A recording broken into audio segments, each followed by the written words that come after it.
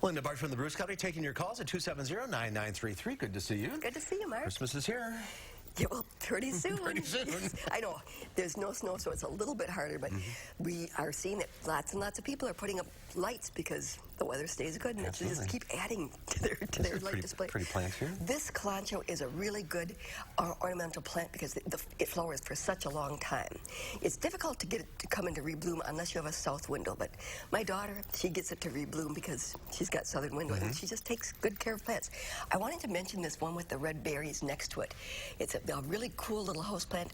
There it is with it's called coralberry, and these flowers, the berries have been on for already a month. Really? And it says that they stay on for a long time, and it will actually come into rebloom and develop fruit again. So it's a pretty useful plant. It's not around that often, but we have a few of them available. Very festive. All right, let's go to the calls. We'll start with Terry in Monona. Hi, Terry. What's your question?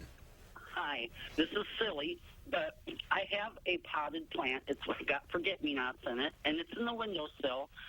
The flowers did die out.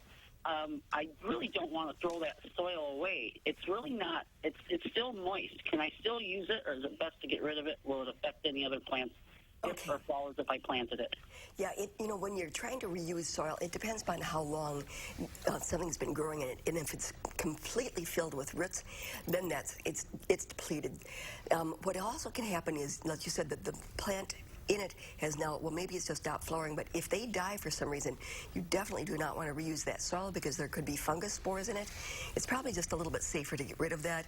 And if that pot is, again, had a plant that has died, make sure you sterilize that. Use something like bleach or something to wash it in. Okay, let's go to Jane in Madison. Hi, Jane. Hello. Hi, what's your question? I had a Christmas cactus about a month ago, and I understood it's supposed to get flowers on by Christmas, and it doesn't. Well, is there anything I can do about that? The plants that you see at garden centers are actually Thanksgiving cactus because they have little points on the edges, and those are grown in a greenhouse, and the lighting is controlled, so they bloom at a certain time of the year. The Christmas or Thanksgiving cactus that you have in your home, it's going to flower when it wants to. Mine rarely for Christmas. It's usually a little bit later. There's buds on it, and it'll flower later, so just enjoy them when they flower. Patience. All right, let's go to Lavone. Is it Lavone in Bagley? Hi, it's Levon in Bagley. Levon, go ahead. What's your question? I have a large Boston fern that I put outside in the summer.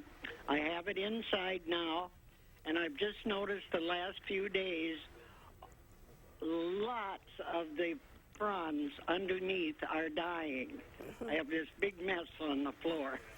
Yeah, when people want to bring ferns in that they've had outside during the summer, they're going to go through this period where everything that's shaded, severely shaded, it's going to brown up and drop and create a huge mess. So if you're really attached to it, spend a few hours pruning those all off, and the upper ones will still continue to grow. But if you're not real attached to it, you may just want to start over next season. Yeah. All right, let's go to Barbara in Lodi. Hi, Barbara. What's your question? Hi, I have a beautiful red poinsettia plant I got from my neighbor, but there's no instructions how to water it, what to do. Where do I go from here? Okay, it likes to be where it has bright indirect light. You don't want it sitting in a real sunny window because that's too much sun. Just pull it in from the house if you have a south window. If you have like an east window, then it can be closer to the window. Keep it evenly moist. You don't want it to dry out because otherwise you're going to have a lot of lower leaves dropping. So you want to water it thoroughly, and if it's in about this size pot, you're probably going to be watering that, well, depending on how warm you keep your home, at least once a week, maybe twice. Don't let it dry out. Don't let it get real dry. All right, let's go to Tina in Madison. Hi, Tina. Hi. Hi, what's your question? I have a geranium in my basement that I have stored for the winter, and I see it starting to bloom, and wondering if I should be watering it throughout the winter. Okay, in this geranium, you leave it in the soil. You don't want to hang it up to dry, or some people do all kinds of crazy things with their geraniums. If it's in soil, I would, and you're starting to have a flower on it, I would bring it up to where it gets more light and water it. All right. We are out of time. If you're on the line, stay on there. Linda will talk to you off the air. Merry Christmas to you. Merry Christmas. We'll see you next year. All right. Here's Gary with one final check of your forecast.